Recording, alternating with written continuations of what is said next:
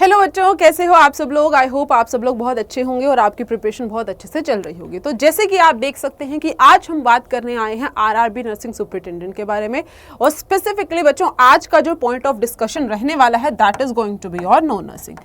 सबसे पहले बच्चा एक चीज मैं बहुत अच्छे से क्लियर कर देना चाहती हूँ।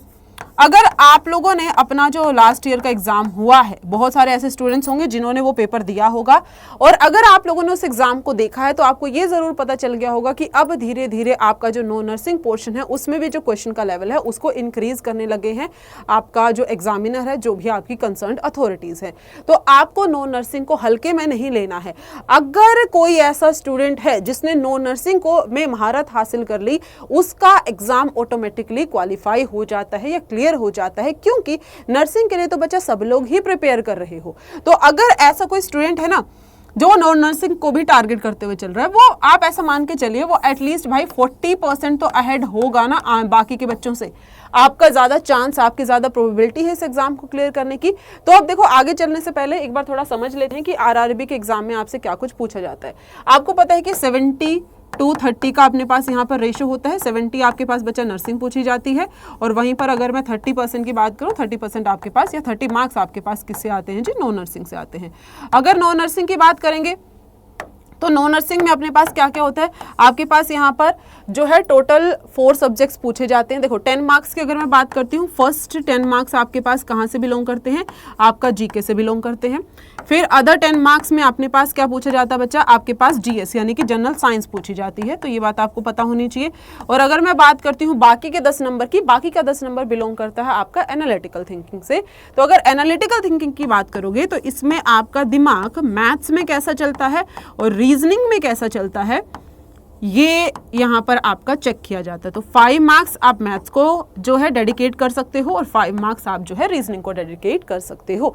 तो ये आपका ओवरऑल जो है नो नर्सिंग का पोर्शन रहता है। बाकी नर्सिंग में आपका वही जो आपको नर्सिंग सब्जेक्ट्स पढ़ते हो वो सब कुछ पूछा जाएगा। तो आइए अब जरा समझ लेते हैं कि 10-10 नंबर का आता है, ये आपको पता चल चुका है। अब थोड़ा सा एनालाइज करते हैं कि यहाँ पर जो आपके सबसे ज्यादा प्रोबेबल टॉपिक्स जो आपके एग्जाम पॉइंट ऑफ व्यू से इंपॉर्टेंट है वो आपके क्या क्या है। सबसे पहले मैथ्स की बात करते हैं। देखो, अंधाधुंध पढ़ने से कुछ नहीं होता। आपको पहले जो है क्लैरिटी होनी चाहिए कि पढ़ना क्या है और कहां पर सबसे ज्यादा क्वेश्चन बन रहा है। सबसे ज्यादा सवाल बनते हैं आपके अर्थमेटिक से, और मैंने आप लोगों को उस दिन भी बोला था, कुछ दिन पहले जब मैं आप लोगों को समझा रही थी क्लास में, कि बच्चा आपका अर्थमेटिक ना हर एग्जाम पॉइंट ऑफ व्यू से इंपॉर्टेंट है। और SSSC में अर्थमेटिक पूछा जाने वाला है। आपका जो SSC है उसमें तो आएगा ही आएगा। नोरसेट के अंदर अगर हम बात करते हैं, यहाँ पे आपके पास जो है अभी का पेपर होगा, अभी SGPGA में आप लोगों ने देखा होगा कि अर्थमेटिक पोर्शन ही सबसे ज्यादा आपका इंपॉर्टेंट होता है। तो आओ देखो कि कौन से टॉपिक यहाँ पे पूछे जा सकते हैं। Percentage very very very important, ratio proportion again very important, profit and loss बहुत इंपॉर्टेंट, कंपाउंड इंटरेस्ट और सिंपल इंटरेस्ट को हम ऐसा मान के चल सकते हैं ओके है ये। आप ऐसा मत बोलिएगा कि मैम नहीं करके जाएंगे, बट हाँ बेसिक फॉर्मूलाज पता है तो उतने में अपना काम चल जाएगा। Time and work very important, speed and distance.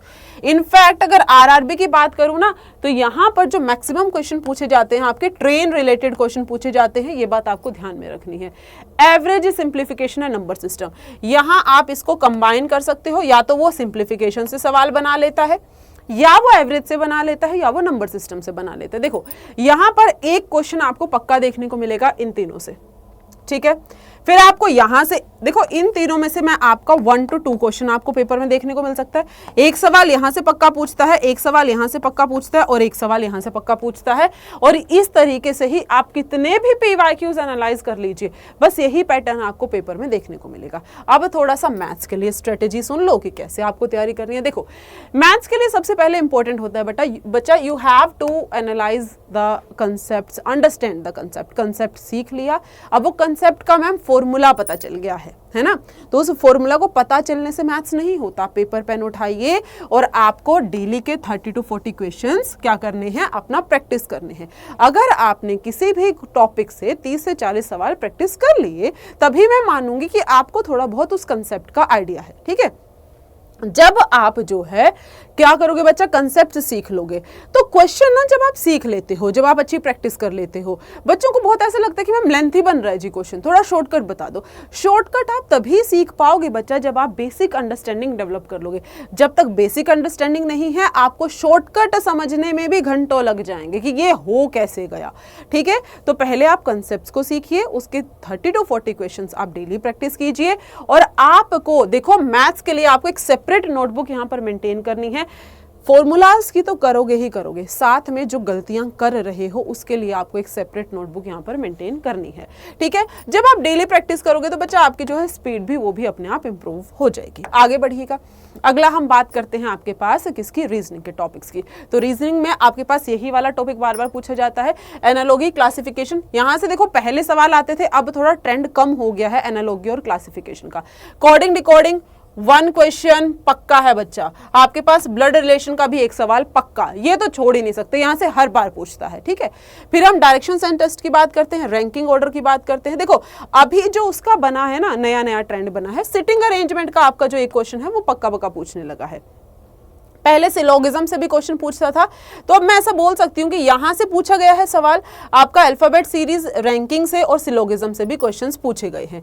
तो ये बात आपको ध्यान में रखना है। स्टेटमेंट कंक्लूजन सिलोग में से कंबाइन एक सवाल आपसे पूछ लेता है।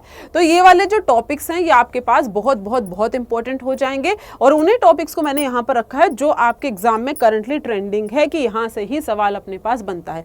पजल आप चाहो तो हटा भी सकते हो, पजल के इतने क्वेश्चन हमसे नहीं पूछे जाते। ठीक है, अब रीजनिंग के लिए भी आपके पास सेम ही चीज अप्लाई होती है। You have to learn the concept, plus reasoning is very easy as compare to mathematics.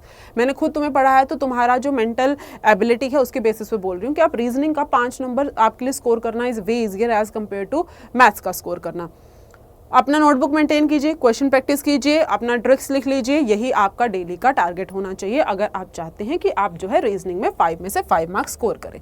आगे बढ़ते हैं, साइंस की बात कर लेते हैं, और सेम चीज आपके पास वैसे तो जीके पे भी अप्लाई होगा, बट पहले देखो साइंस के लिए मैंने हमेशा आपको क्या सजेस्ट किया है बच्चा, 9th 10th तक का आपसे पूछा जाता है, एनसीईआरटी पर फोकस कर लो। लेकिन अगर कोई भी बच्चा एनसीईआरटी पढ़ने जाता है, वो अंधाधुंध एनसीईआरटी को पढ़ना शुरू कर देता है, तो मैं आपको वो टॉपिक्स बता देती हूँ जहां से ज्यादातर सवाल पूछे जाते हैं। बायो आपके लिए वे इजियर रहती है, human body system, disease vaccine, nutrients, vitamin and blood groups, यहां से आपके ज्यादातर सवाल देखे गए हैं। इसी पोर्शन से आपके पास बायो के जो है क्वेश्चन बनते हैं। लेकिन आप डायरेक्ट क्वेश्चन पूछने बंद कर दें, थोड़ा सा स्टेटमेंट वाले सवाल पूछता है, थोड़ा सा सोच सको, मतलब तुम्हें सोचना पड़ता है क्वेश्चन को देख करके, वैसे क्वेश्चन पूछे जाते हैं। फिर अगर मैं बात करती हूँ बच्चा किसकी, फिजिक्स की, फिजिक्स में motion, electricity, heat and light, इन पर आप फोकस रखिएगा, आपका यहीं से सवाल पूछा जाता है। केमिस्ट्री की बात करोगे, एसिड, बेसिस, पीएच, मेटल्स, और एवरीडे केमिस्ट्री जो आपके पास है, प्रोसेसेस, इवेपोरेशन, सॉलिडिफिकेशन, सब्लिमेशन, ऐसे ऐसी चीजें आपके पास केमिस्ट्री में पूछी जाती है। थोड़ा एक आध सवाल आपका एनवायरमेंटल साइंस का भी देखने को मिलता है। अब इसके लिए क्या करोगे, इसका थोड़ा सा काम उल्टा हो जाता है, आपको पॉइंटर्स में अपने नोट्स बनाने हैं। पॉइंटर्स में नोट्स बनाने हैं, आप उन पॉइंटर्स को रिवाइज कर सकते हो, और आप 40 to 50 पीवाईक्यूज जो है इसके रिवाइज कर सकते हो, और आपकी जो भी गलतियां हैं उनके लिए भी आप नोट्स बना लीजिए। किसी को कुछ याद नहीं होता भाई, किसी को कुछ याद नहीं होता, तो उसके अराउंड अपना जो है पूरा का पूरा जो स्टडी प्लान है उसके अराउंड ही आपको रखना है। जो आपको मुश्किल देती है, जो दिक्कतें देती हैं, प्रॉब्लम्स, उनके ऊपर थोड़ा सा ज्यादा फोकस करो, उन टॉपिक्स को ज्यादा अच्छे से पढ़ो। आगे देखो, जीके यानी कि जनरल अवेयरनेस की बात कर लेते हैं। अब इसमें भी आपका जो टारगेट है वो 10 नंबर का होना चाहिए। तो 10 नंबर के टारगेट के लिए मैंने आपका जीके को 2 हिस्सों में बांट दिया है, 1 is your static GK, other is your current. Current के लिए लास्ट 6 से 8 महीने वाले जो टॉपिक है उनके ऊपर फोकस करना है। ज्यादातर सवाल देखो कहां से पूछता है, गवर्नमेंट स्कीम, आपकी मेडिकल फील्ड में जितने भी स्कीम्स आ रही हैं, बजट अभी के लिए देखो, आरआरबी का अभी जब भी नोटिफिकेशन आएगा तो पेपर कब होता है उसके हिसाब से मैं बताऊंगी कि बजट कितना इंपॉर्टेंट है। ठीक है, फिलहाल अगर अभी पेपर होता है तो आपके लिए बजट इंपॉर्टेंट है। ठीक है, बाकी उसके अलावा economy very important, health sector news बहुत इंपॉर्टेंट है, जो साइंस एंड टेक्नोलॉजी करंट में जो भी इवेंट चल रहा है वो सब कुछ इंपॉर्टेंट है, नए अपॉइंटमेंट हुए हैं और इंटरनेशनल ऑर्गेनाइजेशन। साथ में यहाँ पर डेज और लिख लेना, जो भी आपकी हेल्थ फील्ड के डेज होते हैं वो इंपॉर्टेंट होते हैं अभी करंट में जो भी गए हैं। ठीक है, स्टैटिक जीके में बच्चा अपने पास वही आपका हिस्ट्री, ज्योग्राफी, पॉलिटी, ये सब कुछ आ जाएगा। तो देखो इंडियन कॉन्स्टिट्यूशन बिल्कुल नहीं छोड़ के जाना, कॉन्स्टिट्यूशन के अंतर्गत ही आपकी ड्यूटी राइट्स आ जाएंगे।